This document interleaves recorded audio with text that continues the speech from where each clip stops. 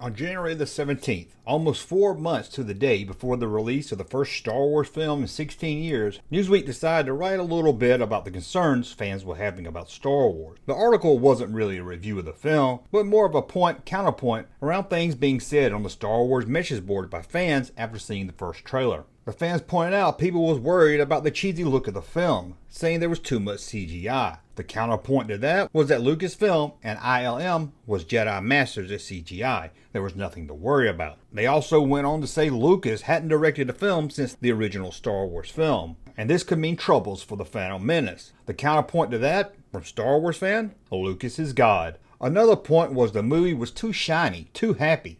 It looked too upbeat, with a counterpoint reminding us that episode 2 and 3 would be the darker films that most fans wanted. But there was one part of the article that would upset one of Hollywood's most loved directors, former child star Ron Howard. Ron got his start at a very early age, growing up in front of the camera as Opie Taylor on The Andy Griffith Show, to being the high school do-gooder Richie Cunningham on Happy Days. After Happy Days, Ron Howard went behind the scenes, and by 1999 was directing some of the biggest movies of the time. That year, he would direct Ed TV. A few years before that, he would have hits with Ransom, Apollo 13, Backdraft, Parenthood, Willow, and many more. Reading the Newsweek article on the upcoming Star Wars prequel, Ron was a little upset that it attacked one of the stars of the film, 9-year-old Jake Lloyd.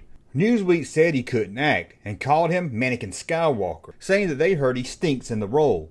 Their counterpoint to that? He was cute. Ron decided to let his feelings be known. Unlike directors today, he didn't run to Twitter, because there was no Twitter at the time. So he wrote a letter to Newsweek.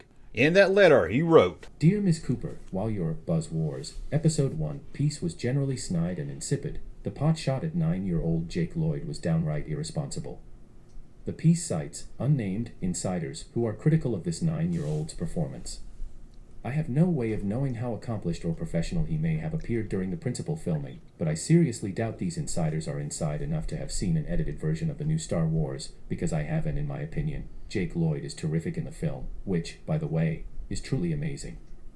Movies are subject to public scrutiny, yes, but for Newsweek to attack a child's performance based on rumor and without even having seen the movie is shameful. As someone who was acting professionally at an early age, I can assure you that 9-year-old Jake is quite capable for reading, understanding, and feeling the full humiliation of a piece like that. He may not be able to comprehend the reason that it was printed, however, but then obviously neither can I. Maybe someone from your editorial staff should try and explain it to him. Sincerely, Ron Howard.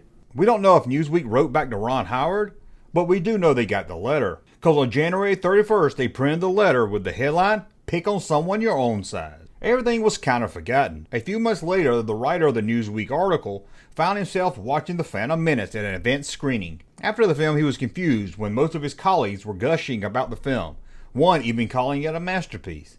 He didn't get it. He felt the movie suffered from every single flaw he talked about in the article, even the acting of 9-year-old Jake Lloyd. While there isn't a whole lot to this story, no one was fired, no one demanded an apology. It's just a story of a kid actor turned director who was standing up for other kid actors who couldn't speak up for themselves. Well, I hope you enjoyed this video. As always, thumb up if you like my content, subscribe to the channel, and we'll talk again soon.